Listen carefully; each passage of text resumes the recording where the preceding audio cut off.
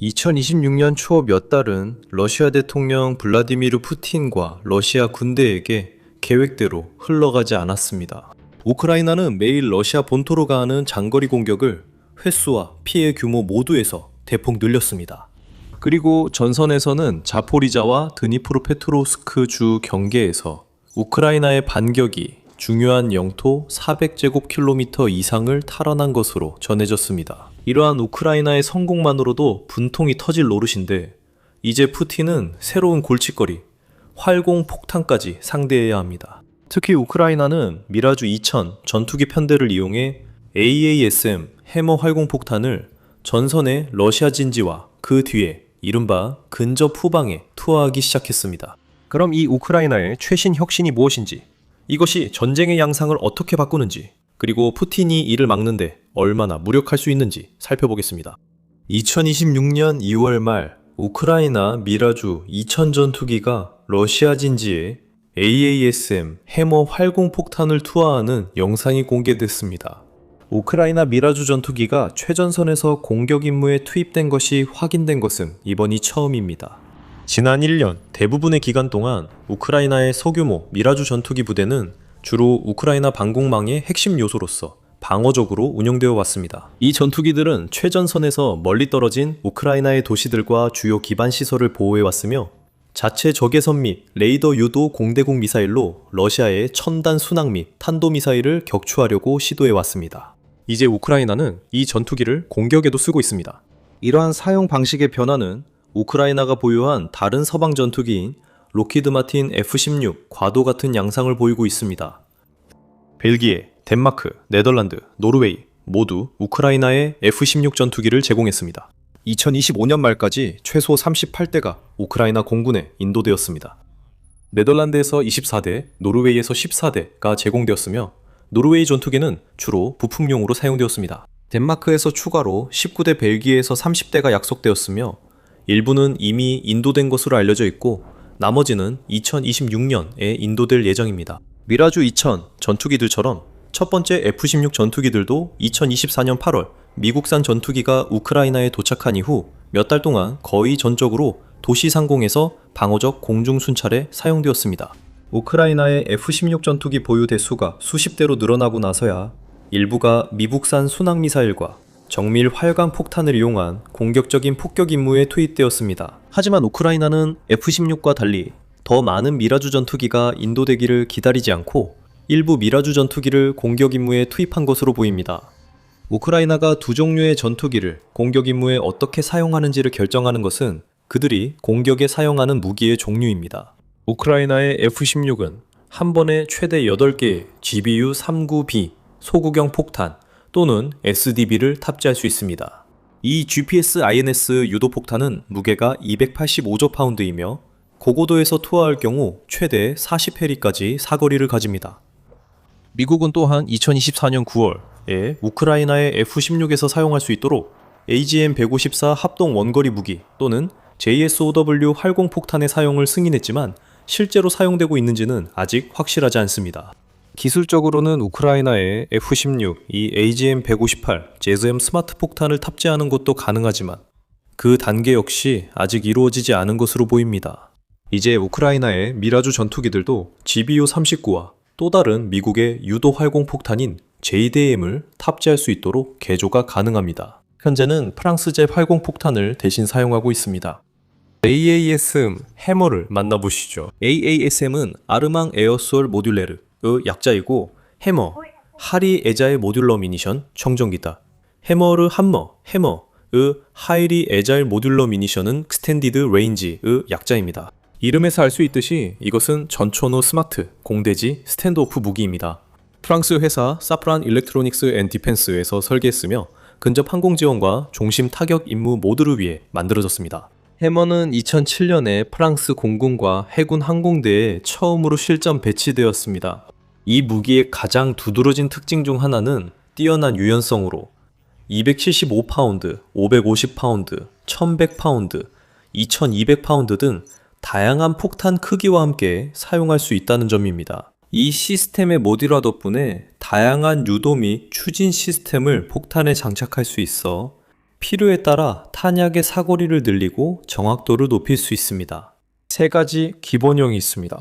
기본형인 SBU-38은 하이브리드 관성 항법 장치와 GPS 유도 시스템이 결합되어 있습니다. 유도 시스템은 기존의 무유도 폭탄을 스마트 유도 폭탄으로 바꿔주며 모든 기상 조건에서 약 33피트의 원형 공산 오차로 작동할 수 있게 해줍니다. SBU-54 파생형은 기본형 SBU-38 모델에 반능동 레이저 유도 기능을 추가한 것입니다. 이 기능 덕분에 탄약은 레이저로 지정된 표적을 추적할 수 있게 되어 움직이는 표적도 훨씬 더 정밀하게 타격할 수 있습니다. SBU-54는 주야간 모두 운용이 가능하며 역동적인 전투 환경에서 정확도가 크게 향상됩니다. 마지막으로 SBU-64는 SBU-38에 탑재된 INS GPS 기능에 더해 영상 적외선 유도 기능까지 갖추고 있습니다. 이 파생형은 탄약이 메모리에 저장된 참조 이미지와 목표 지역을 일치시킬 수 있게 하여 다양한 환경과 임무 유형에서 주야간 모두 매우 정밀한 타격이 가능하도록 합니다. 우크라이나의 미라주 2000, 이 어떤 버전의 해머를 투하하고 있는지는 확실하지 않지만 세 가지 모두일 가능성이 높습니다. 이들 다양한 버전 덕분에 해머는 근접 항공 지원 임무와 장거리 타격 모두에 효과적입니다. 해머는 원거리에서 발사할 수 있어 항공기가 러시아 방공망의 사정거리 밖에서 안전하게 임무를 수행할 수 있습니다. 세 가지 모두 사거리는 약 43, 마일 길이는 10, 피트가 조금 넘고 직경은 약 1, 피트, 그리고 날개 길이는 2.5, 피트가 조금 넘습니다. 우크라이나가 해머에 어떤 크기의 탄도를 장착하고 있는지도 아직 명확하지 않습니다. 하지만 대부분은 550파운드 파생형을 사용하고 있을 가능성이 높습니다. 이 변형이 지금까지 가장 일반적으로 배치되고 있으며 특히 고정된 목표물에 대해 그렇습니다. 그리고 적어도 현재로서는 우크라이나가 해머로 주로 노리고 있는 목표물은 그런 종류인 것으로 보입니다. 우크라이나 전쟁은 현대전의 양상을 근본적으로 바꿔놓았습니다. 특히 전장에서 FPV와 광섬유 유도 드론이 널리 사용되면서 전선의 정의가 모호해졌습니다. 두 참호부대 사이에 무인지대가 형성되던 시대는 이제 끝났을지도 모릅니다. 우크라이나 전장에서 드론 덕분에 우크라이나군이 가장 앞선 러시아 진지 뒤쪽에 진지를 유지할 수 있게 되었고 그 반대도 마찬가지입니다. 드론을 통한 보급 덕분에 지상 보급망이 끊긴 후에도 그 진지를 오랫동안 유지할 수 있습니다. 하지만 드론 때문에 최전방에서 20마일 이내 어떤 위치에서도 안전하지 않습니다. 실제로 전방 부대를 통제하고 보급하던 기존의 근접 후방 개념은 사라지고 있습니다. 대신 근접 후방은 일종의 병참구역, 즉 전선의 적극적인 일부가 되었습니다. 그리고 바로 이곳에서 우크라이나의 미라주에서 투하된 활공폭탄이 가장 파괴적인 영향을 미칩니다. 이 병참구역은 러시아 연대와 여단이 탄약, 연료 및 기타 보급품을 보관하는 곳입니다. 이곳은 러시아군이 회색지대 및 그 너머로의 공격을 앞두고 병력을 집결시키는 곳입니다. 그리고 이곳은 종종 방어가 가장 약하고 병력과 장비가 가장 취약한 곳이기도 합니다. 실제로 우크라이나가 최근 러시아 전방 방공망을 제거하는 데 성공한 것이 미라주 전투기가 F-16보다 훨씬 일찍 전선에 활공폭탄을 투하하는 모습을 보게 되는 이유 중 하나일 수 있습니다. 틈이 생겼을 확률이 높습니다. 만약 여러분이 우크라이나 전쟁에 대한 이런 최첨단 통찰을 원하신다면 지금 바로 제대로 찾아오신 겁니다. 최신 뉴스와 우크라이나 전쟁, 중동, 그리고 다른 주요 분쟁 지역에 대한 심층 분석을 원하신다면 더 밀리터리 쇼를 구독하세요. 하지만 미라주 활광폭탄이 도입된 이유가 무엇이든 이 무기는 지난 1, 2년간 전선에서 러시아가 가졌던 주요 이점 중 하나를 상당 부분 없애줄 것입니다. 활광폭탄, CAB 또는 펩 활광폭탄으로도 알려진 이 무기는 소련 시절의 비유도 FAB 폭탄을 통합 활광 및 교정 모듈 UMPK를 사용해 정밀 유도 무기로 바꿔주는 러시아의 유도 항공폭탄입니다. 이 활광 키트는 날개와 유도 시스템, GPS, 레이저 또는 적외선 중 하나일 줄 알아요. 폭탄이 투하 지점에서 수십 마일을 활강할 수 있게 해줍니다. 이로써 러시아 항공기는 방공망 노출 위험을 줄이고 우크라이나 방어선 깊숙이 타격할 수 있게 됐습니다. 러시아의 FAB 폭탄은 일반적으로 AASM 해머나 GBU-39보다 더 크고 파괴력이 강합니다. FAB-250은 가장 작은 변형으로 250kg, 즉 약 550파운드의 폭탄입니다. 또한 약 1488파운드, 즉 675kg의 폭약이 들어가 있는 FAB-1500 변형도 있으며 활공 사거리는 일반적으로 약 30에서 45마일로 추정됩니다. 그리고 그 다음에는 진짜 대장인 FAB-3000이 있는데 훨씬 더 큰 탄도를 탑재하고 있지만 엄청난 무게와 항력 때문에 활공 사거리는 비슷하게 약 30에서 40마일 정도입니다. 최근 러시아는 새로운 활공폭탄인 UMPB-5R도 도입했습니다. 이 폭탄은 550파운드의 탄두를 탑재하고 있으며 중국산 SW800 프로와이드 제트 엔진 덕분에 최대 125마일까지 비행할 수 있다고 알려져 있습니다. 이제 러시아는 활공폭탄을 대량으로 사용해 요새화된 진지를 파괴하고 기반 시설을 파괴하며 민간인들을 공포에 떨게 하고 있습니다. 미르노라드와 코스티안티누카 같은 도시의 전체 주거 지역이 이 폭탄들 때문에 잿더미로 변했습니다. 우크라이나 당국에 따르면 2022년 러시아군이 우크라이나 국경을 넘은 이후 러시아는 우크라이나에 5만 1000개가 넘는 유도 항공폭탄, 주로 펩캡 활공폭탄을 투하했습니다. 그리고 그들은 멈추지 않고 있습니다. 2026년 1월 한 달 동안에만 러시아군은 5,717개의 활공폭탄을 사용했으며 이는 2025년 12월보다 26% 증가한 수치입니다. 전쟁 기간 동안 하루에 가장 많은 활공폭탄이 투하된 기록은 2025년 10월 17일로 이날 268개의 활공폭탄이 투하된 것으로 보고되었습니다. 그 기록은 이후 2월 27일에 깨졌는데 이날 러시아군은 하루 만에 328개의 유도 공중폭탄을 사용했습니다. 이제 F-16과 미라주 전투기에서 투하된 활공폭탄 덕분에 러시아는 힘든 진실을 깨닫느라 분주합니다. 활공폭탄은 격추하기는 어렵지만 제작 비용은 비교적 저렴합니다. 러시아의 FAB 폭탄은 한 개당 약 2만, 3만 달러로 추정됩니다. 그렇게 저렴한 가격 때문에 훨씬 더 비싼 정밀유도 미사일을 사용해서 격추하는 것은 경제적으로 맞지 않습니다. 우크라이나는 이 시스템으로 FAB 폭탄을 격추한 적이 있습니다. 2025년 9월부터 11월까지 우크라이나 반공군은 최대 100개의 활공폭탄을 격추한 것으로 알려졌습니다. 하지만 우크라이나는 격추하는 데 사용되는 미사일이 활공폭탄보다 수십 배, 수백 배 더 비싼 상황에서 그런 미사일을 사용할 예산이 없습니다. 예산이 있어도 전 세계 비축군에 이런 미사일이 충분하지 않아 사용할 수 없습니다. 특히 FAB가 매달 수천 발씩 쏟아지고 속도도 줄지 않는 상황에서는 더욱 그렇습니다. 그래서 우크라이나는 원천 제거에 집중하고 있습니다. 우크라이나는 FAB를 탑재한 러시아 수호이-34 폭격기를 치명적인 폭탄 투하 전에 격추하려 시도하기 시작했습니다. 장거리 우크라이나 드론은 러시아 내의 FAB 폭탄 저장고와 생산 시설을 타격하여 공급을 방해하고 있습니다. 그리고 우크라이나와 나토는 프랑스의 DWS-1과 같은 대활공 폭탄 드론을 시험하고 있는데 이 드론은 CAB를 비행 중에 파괴하도록 설계되었습니다. 하지만 그동안 러시아는 현대화된 FAB 폭탄을 산업 규모로 생산하고 있습니다. 저장고에는 수십만 개의 소련 시절 키트가 보관되어 있는 것으로 추정됩니다. 러시아는 2025년 말까지 이 활공폭탄을 UMPK로 현대화하는 작업을 연간 12만 개로 확대하겠다는 의도를 발표했습니다. 현재로서는 우크라이나가 FAB 생산 시설을 공격한 것이 그 일정에 얼마나 차질을 줬는지는 불분명합니다.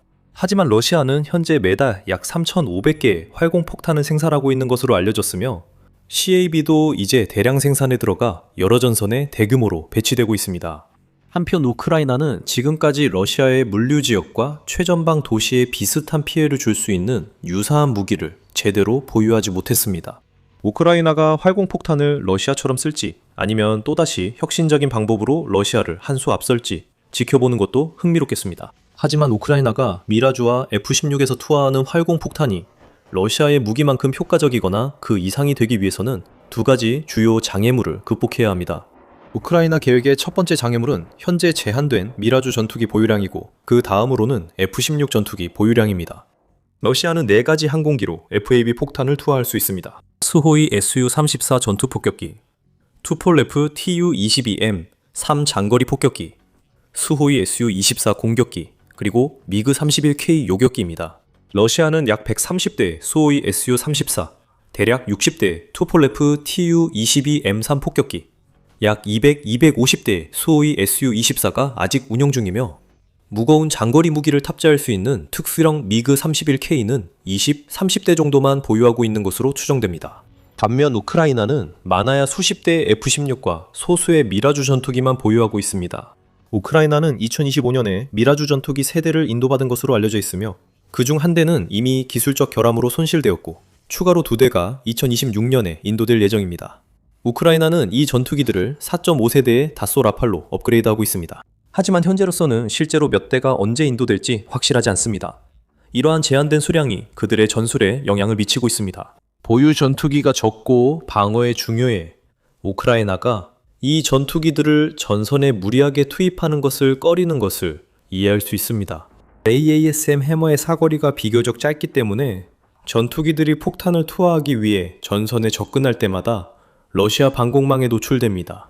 하지만 우크라이나의 전투기 보유량이 늘어나고 러시아의 전방 방공망이 점차 약화됨에 따라 이 문제는 점차 해소될 것입니다.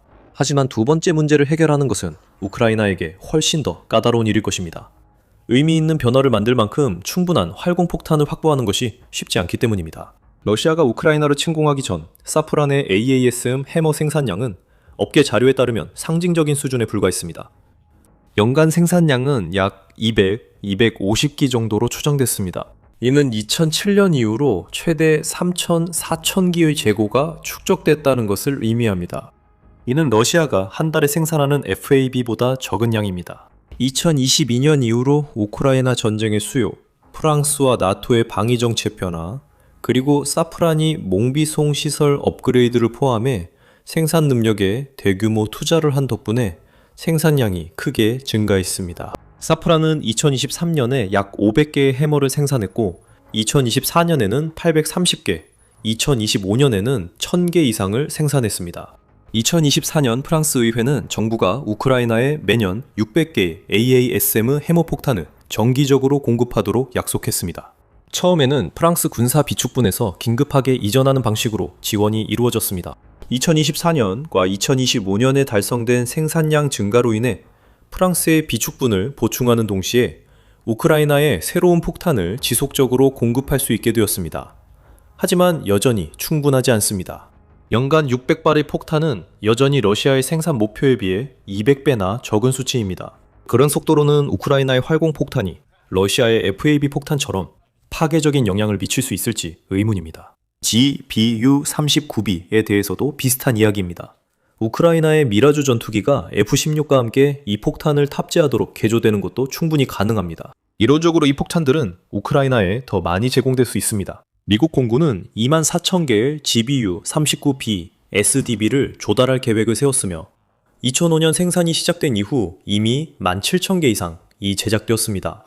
2026년 기준으로 보잉은 연간 2,500개의 폭탄을 생산하고 있으며 이는 이전의 연간 최소 유지 생산량인 750개에서 증가한 수치입니다. 이 생산량은 2035년까지 생산을 지원하는 69억 달러 규모의 20차 계약에 따라 더욱 확대될 것으로 예상됩니다.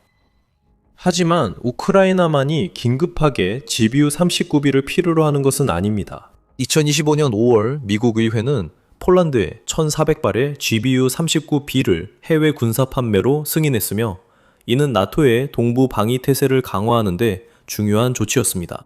1억 8천만 달러 규모의 이 계약에는 물류 지원, 훈련, 그리고 훈련용 불활성 탄약도 포함되어 있습니다. 이전에 체결된 계약으로는 모로코에 8,600만 달러의 500발, 루마니아에 8,400만 달러의 400발을 판매한 사례가 있으며 이는 이 폭탄의 지속적인 국제적 인기와 통합 유연성을 보여줍니다. 약 57,800달러로 추정되는 이 무기는 전 세계적으로 가장 비용 효율적이고 균형 잡힌 무기 중 하나입니다. 하지만 이제 패트리어트, 페이시-3 방공미사일과 같은 다른 주요 무기 체계들과 마찬가지로 우크라이나는 GBU-39B를 두고 이스라엘이라는 꽤 심각한 경쟁자를 마주하게 됐습니다. 그리고 PAC-3와 마찬가지로 우크라이나는 GBU-39B에 있어서도 우선순위에서 상당히 밀려있는 것으로 보입니다. 특히 미국과 이스라엘의 이란과의 충돌 이후 계속되는 적대 행위들을 감안하면 더욱 그렇습니다. 2025년 2월 미국 국무부는 67억 5천만 달러 규모의 무기 패키지의 일환으로 이스라엘에 2,166발의 GBU-39B 판매를 승인했습니다. 이제 2026년 3월 중동이 불길에 휩싸인 상황에서 보잉은 이스라엘과 직접 계약을 맺고 약 5,000발의 GBU-39B 폭탄을 개당 약 57,800달러에 공급하는 2억 8,900만 달러 규모의 계약을 체결했습니다. 이제 인도는 약 36개월 후에나 시작될 것으로 예상되는데 이는 비축량이 부족하거나 이미 다른 용도로 할당되었음을 시사합니다. 미국이나 이스라엘이 이란에 대한 끊임없는 폭격에서 GBU-30구를 사용했다는 증거는 없지만 그동안 판매와 엄청난 양의 다른 미사일 및 폭탄이 소모되고 있다는 점을 보면 결국 시간 문제일 뿐이라는 것을 시사합니다. 그리고 패시-3 미사일의 경우처럼 미국은 이란의 미사일과 드론을 막기 위해 단 3일 만에 우크라이나에 전달된 것보다 더 많은 수량을 사용한 것으로 전해집니다. 2022년 이후로 우크라이나가 활공폭탄과 관련해 미국이 이스라엘보다 우크라이나의 이익을 우선시할 것이라고 기대하기는 어려울 것입니다. 아마도 궁극적인 해결책은 우크라이나가 자체적으로 활공폭탄을 고안하고 생산하는 것일지도 모릅니다. 또한 우크라이나가 전쟁 여러 분야에서 혁신을 이룬 점을 고려하면 이런 가능성을 무시하는 것은 어리석습니다. 하지만 당분간은 우크라이나가 이 난관을 어떻게 극복할지, 그리고 제한된 수량의 활공폭탄이 어떤 변화를 가져올지 지켜봐야 할 것입니다. 물론 저희는 앞으로의 상황을 면밀히 주시하며 계속해서 소식을 전해드릴 것입니다. 그러니 채널을 구독하셔서 놓치지 마세요. 그동안 미라주 2000과 AAESM 해머는 프랑스가 우크라이나에 제공한 유일한 지원이 아닙니다. 프랑스의 또 다른 주요 지원에 대한 영상을 확인해주세요. 시청해주셔서 감사합니다.